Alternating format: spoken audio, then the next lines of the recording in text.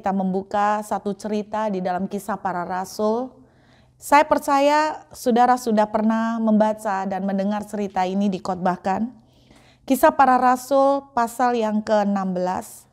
Kita akan melihat dari ayat yang ke-23. Setelah mereka berkali-kali didera, mereka dilemparkan ke dalam penjara. Kepala penjara diperintahkan untuk menjaga mereka dengan sungguh-sungguh. Sesuai dengan perintah itu, kepala penjara memasukkan mereka ke ruang penjara yang paling tengah dan membelenggu kaki mereka dalam pasungan yang kuat.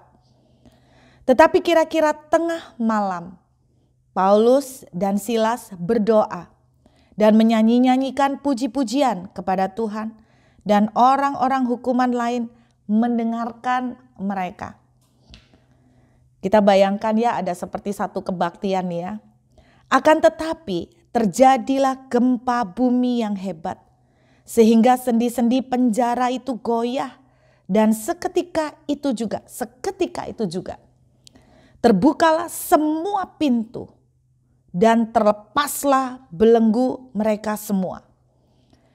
Ketika kepala penjara itu terjaga dari tidurnya dan melihat pintu-pintu penjara terbuka, ia menghunus pedangnya hendak membunuh diri karena ia menyangka bahwa orang-orang hukuman itu telah melarikan diri semuanya. Tetapi Paulus berseru dengan suara nyaring, katanya, "Jangan celakakan dirimu sebab kami semuanya masih ada di sini." Saudara, Alkitab menceritakan bahwa Paulus dan Silas dibelenggu dan mengatakan dipasung.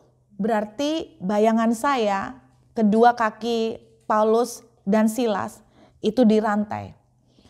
Kemudian rantainya disambungkan ke tembok, yang berarti ke bagian tembok yang disemen, saudara. Saya membayangkan pasung seperti itu ya. Kemudian Alkitab menceritakan bahwa mereka semua itu kan di penjara. Keadaan kita hari-hari ini tuh seperti di dalam penjara, saudara. Banyak saudara-saudara kita yang ada di Indonesia, kita merasakan kita seperti di penjara, kita seperti dibelenggu, tidak bisa ngapa-ngapain. Kalaupun kita keluar, ada sebuah ketakutan, ada sebuah kekhawatiran. Karena kita tidak tahu siapa yang OTG, siapa yang lagi jalan, dan sudah bertemu dengan siapa-siapa aja. Kita setiap saat bisa seperti terekspos dengan ancaman. Itu keadaan di bangsa kita saat ini. Sama seperti Paulus dan Silas ada di dalam penjara, saudara. Kemudian satu yang mereka lakukan, mereka memuji-muji Tuhan. Mereka menaikkan pujian tengah malam. Mungkin ya karena gak ada apa lagi yang bisa dilakukan, mereka cuma menaikkan pujian. Saya berharap cerita sederhana ini bisa menjadi sebuah contoh apa yang bisa kita lakukan di masa-masa seperti ini. Bahwa ketika mereka dalam kondisi di penjara, mereka nggak bisa ngapa-ngapain. Saudara, satu yang mereka bisa lakukan, kaki mereka boleh dibelenggu, bahkan tangan mereka pun boleh dirantai. Tapi mereka masih bisa membuka mulut dan mereka bisa menyanyikan pujian penyembahan. Mereka masih bisa menaikkan penyembahan ke Tuhan. Itu yang saudara dan saya bisa lakukan.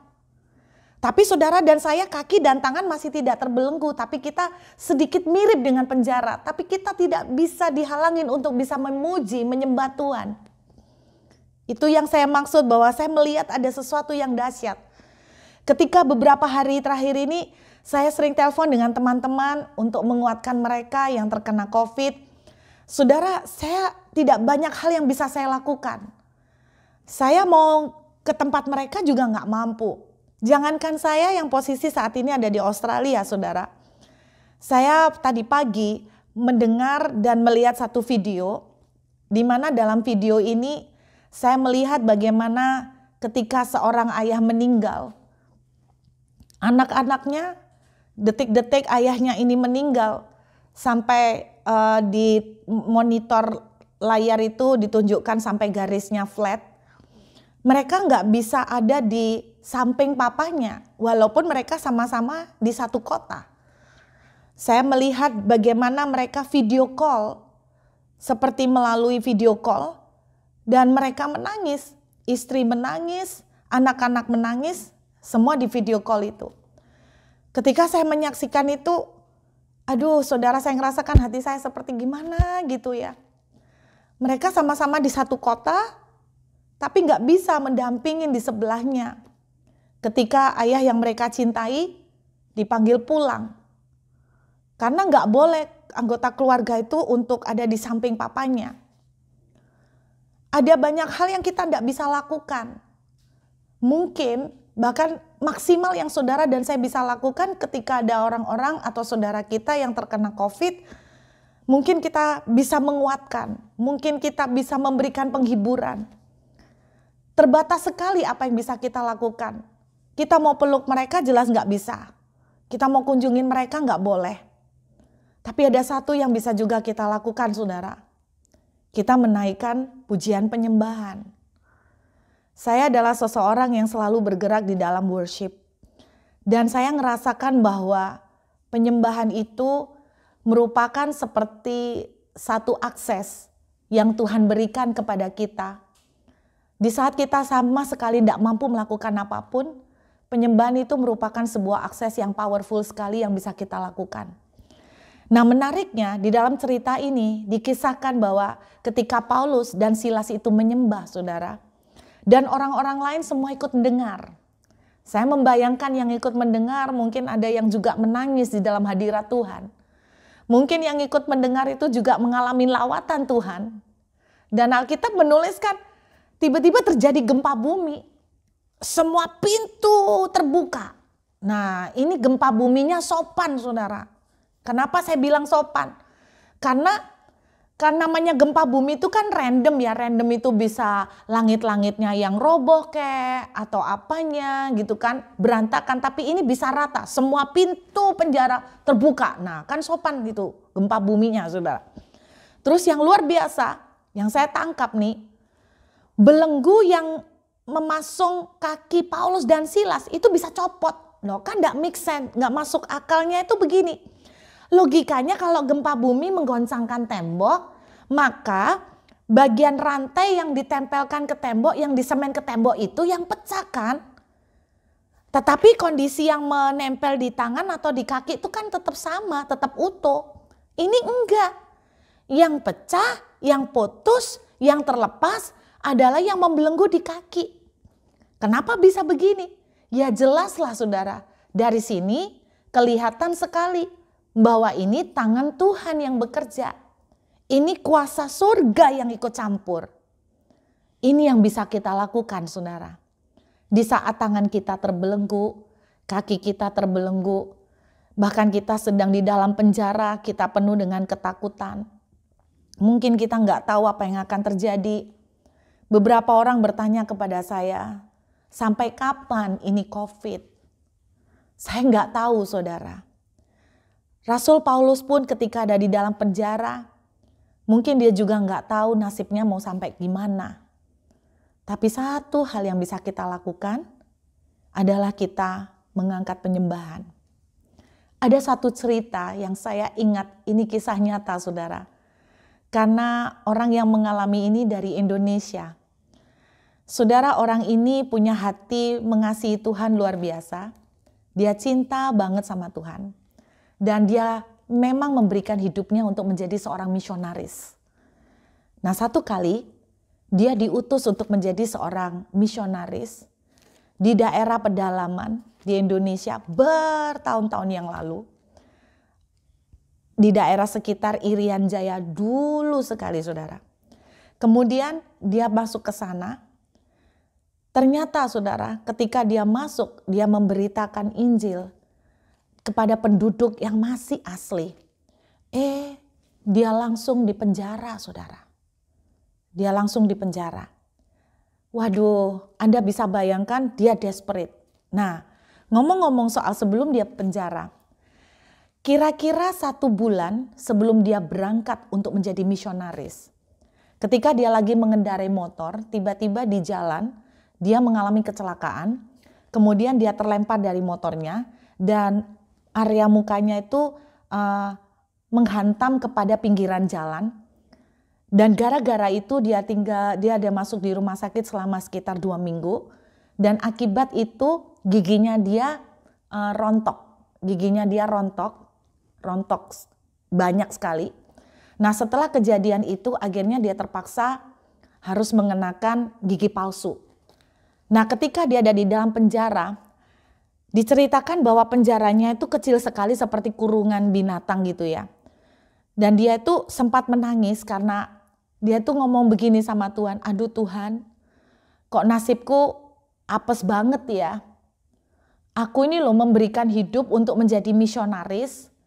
Aku ini sampai meninggalkan semuanya ke sini. Ternyata sebelum aku berangkat ke sini, Engkau loh memberikan aku ujian. Aku tuh harus kecelakaan. Dan gara-gara itu aku harus kehilangan gigi juga. Umurku masih berapa tapi aku udah pakai gigi palsu kayak emak-emak. Ketika dia mulai mengeluh, dia mulai berpikir begini. Daripada saya mengeluh, toh tidak bisa merubah keadaan. Ya sudahlah, kalau memang nasib saya umurnya tidak panjang, saya harus mati.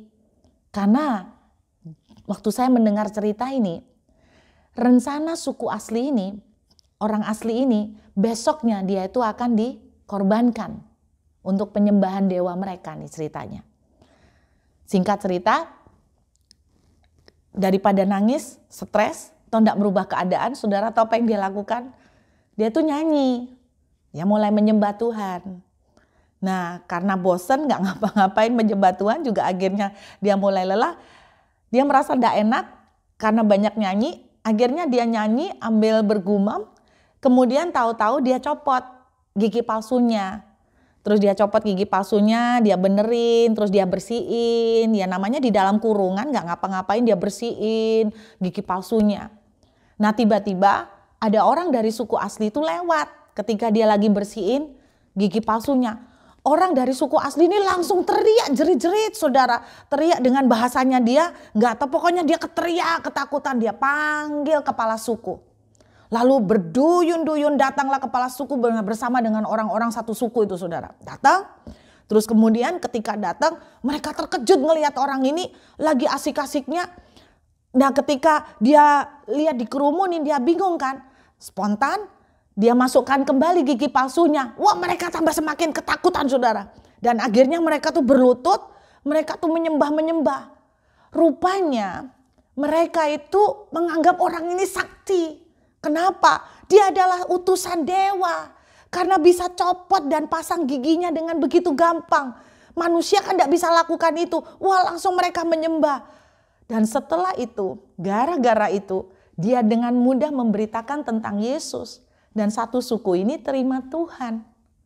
Pada waktu saya mendengar cerita ini, saya semakin belajar mengerti begini. Ternyata Tuhan itu mengizinkan dia kecelakaan. Supaya dia dapat gigi palsu nih ceritanya. Gara-gara itu dia terselamatkan saudara. Kadang-kadang kita tuh tidak mengerti hal-hal yang buruk terjadi bagi kita tidak ngerti. Tapi mari kita belajar dari kisah Paulus dan Silas. Kita ngucap syukur yuk, kita menyembah. Anda tidak akan pernah tahu ketika kita lagi asik menyembah, gempa bumi terjadi, menggoncangkan, yang membelenggu kita terputus, penyakit yang membelenggu kita tiba-tiba rontok, masalah-masalah yang membelenggu kita tiba-tiba terpecah, dan Tuhan memberikan keajaiban dan pertolongan. Daripada mengeluh, daripada komplain, toh keadaan tidak akan berubah. Daripada seperti itu, kenapa kita tidak memuji, menyembah seperti yang dilakukan misionaris tadi, saudara? Ketika kita menyembah, memuji, ada kuasa mujizat Tuhan diekspresikan, dimanifestasikan. Bentuknya bisa banyak. Tetapi saya percaya ketika kita memuji, menyembah, dan kita bisa mengucap syukur, saya percaya sesuatu yang tadinya negatif, Tuhan bisa merubah menjadi hal yang indah dalam kehidupan kita. Amin saudara. Yuk kita berdoa. Saya mengajak kita berdoa beberapa saat ini juga untuk bangsa kita. Tuhan, kami berdoa buat bangsa Indonesia. Kami melepaskan berkat untuk Indonesia. Kami berkata Indonesia sembuh, Indonesia sehat. Biar kuasa darah Yesus akan membasuh kembali semua anak-anak Tuhan di Indonesia maupun semua rakyat Indonesia. Kesembuhan boleh terjadi buat bangsa kami. Kami berdoa tolong Tuhan buat seluruh saudara-saudara kami yang sekarang sedang terbaring sakit. Baik itu kena COVID ataupun kena penyakit yang lain.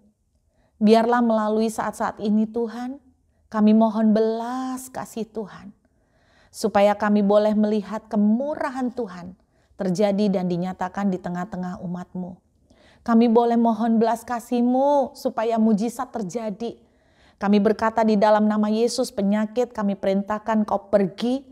Dan oleh kuasa darah Yesus, bilur-bilur Yesus telah menyembuhkan saudara-saudara kami. Dan kami katakan kesembuhan mengalir dan terjadi buat saudara-saudara kami. Dalam nama Yesus. Tuhan, dan kami berdoa buat seluruh teman-teman yang mungkin mengalami kesusahan karena ditinggalkan keluarga akibat sakit. Beri mereka kekuatan Tuhan. Beri mereka penghiburan bahwa mereka tidak sendirian. Bahwa lepas dari segala keadaan yang kami tidak mengerti, kami tetap punya Tuhan yang mencintai kami. Dan kalau Tuhan mencintai kami, rancangan-Mu adalah rancangan yang tidak mungkin untuk mencelakai kami Tuhan. Walaupun kami tidak mengerti, tapi beri kami kekuatan untuk belajar, mensyukuri, dan belajar percaya dengan segala yang Tuhan izinkan. Terima kasih Tuhan. Dan hamba berdoa memberkati semua teman-teman yang ikut doa malam hari ini. Apapun yang sedang mereka pergumulkan, biar tangan Tuhan turun saat ini di rumah mereka masing-masing. Menjamah mereka, membuat jalan. Seperti Tuhan bisa membelah laut, Tuhan bisa membuka jalan bagi mereka. Sebab Engkau Tuhan Allah pencipta. Tidak ada yang mustahil bagimu. Engkau sanggup membuat dari yang tidak ada menjadi ada. Terima kasih Tuhan Yesus. Hamba memintakan berkat-Mu. Biar berkat yang terbaik dari surga turun buat kami. Mari kita angkat tangan saudara. Aku memintakan blessing dari surga. Setiap tangan yang diangkat. Biar tangan ini boleh melihat breakthrough. Tangan surgawi turun menyambut mereka. Supaya melihat manifestasi surga akan terjadi dalam hidup mereka. Biarlah berkat yang terbaik dari Bapa, Putra, dan Roh Kudus turun atas kami semua sampai selama-lamanya. Di dalam nama Tuhan Yesus, haleluya, amin. Tetap kuat saudara, dan Tuhan memberkati.